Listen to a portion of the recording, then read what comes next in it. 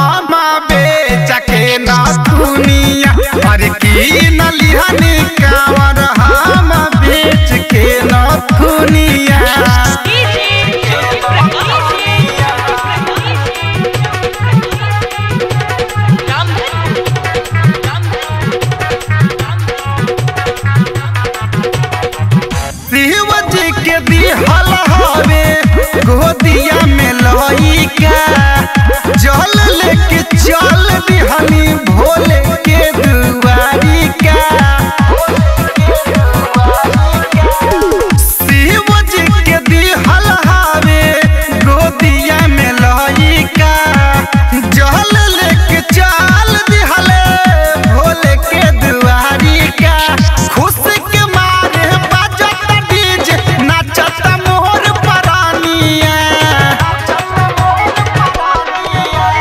खुश के मारे बजत डीजे नाचत मोर परानिया। और की नलिहन कावर हम बेच के ना दुनिया।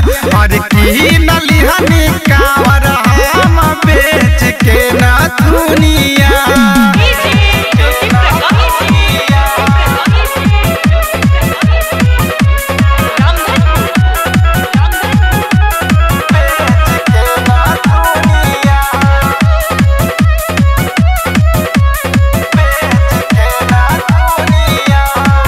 हर हर बम बम भोले बोले पूरा पृथ्वी लोक हो। पाँव में पथरिया गड़े बड़ी चोखा चोख हो।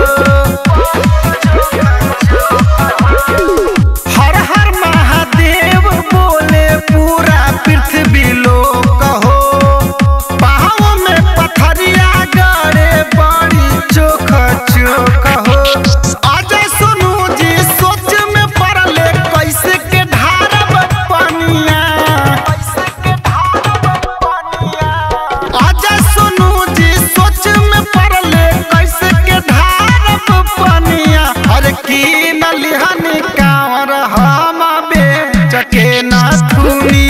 अरे की नलिहनी कावर हम बेच के ना दुनिया।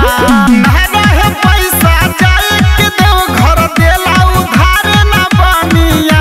अरे की नलिहनी कावर हम बेच के ना दुनिया। अरे की नलिहनी कावर हम बेच के ना दुनिया।